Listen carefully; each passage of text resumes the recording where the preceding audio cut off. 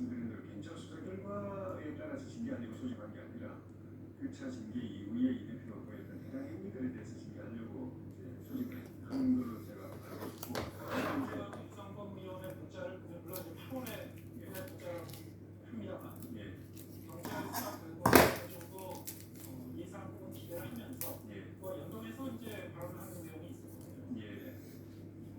그때 그 징계가 이루어졌던 건 7월 8일이었고, 문자를 보낸 것이 8월 10일에 이민 문자를 주고받았는데, 만약에 그때 전민석 의원이 지금처럼 당의 사실상 당 대표인 비상대 제1장에서는 그게 압력으로 작용할 수 있겠죠. 그렇지 않은 평당직은 없는 평의원 입장에서는 윤리위가 부담을 느낄 수 있지만 의견은 개진은 할 수 있다고 봅니다. 왜냐하면 저도 우리 윤리위원들한테 그 당시에 윤리위가 징계 강행하면 안 된다.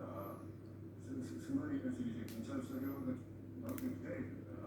그리고 우리가 약간 당이 큰일 난다라고 대부분 했으니까 윤리위는 이거는 우리 당을 대표해서 윤리 징계를 하는 것이고 당을 위해서 하는 것이기 때문에 의원들 입장에서는 그 의견 제시할 수 있다고 봅니다. 거기다가 지난번에 징계를 이미 당원 정지했기 때문에 추가 징계를 하기 때문에 우리 당원에서는 3명밖에 사실 없어요. 그래서 이번에 징계를 한다면 이 일이 아니라도 성상납 의혹이 아니라도 징계를 한다면 저는 밖에 하는 방법이 없는데 거기다 또 성상납 의혹이라는 사실을 밝혀주면은 유상무 의원이 그런 답시를 보낸 게 자체가 적절하냐는 변론을 하더라도 변론은 사실 틀리지 않은 거죠. 사실 이번에 조영원 대표가 당선되는 선거를 보니까 의외로 많은 비윤계 의원들, 기불로 전해도 모르겠지만 그동안에 물밑에서 흩어져 있던 비윤계 의원들이 40분이나 이용호 의원을 찍었더라고요. 이에 대해서는 주에 60대 40 정도 됐었는데요.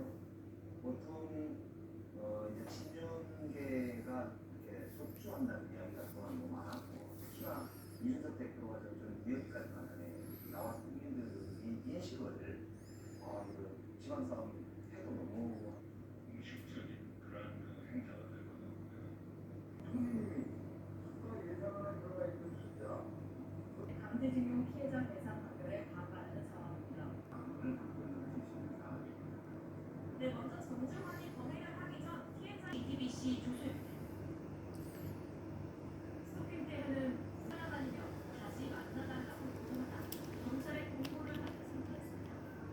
하지만 집으로 돌아가는 경찰의 요구에 따르지 않고 나서야 지난 16일 여성가족위원회에 불려왔습니다. 음성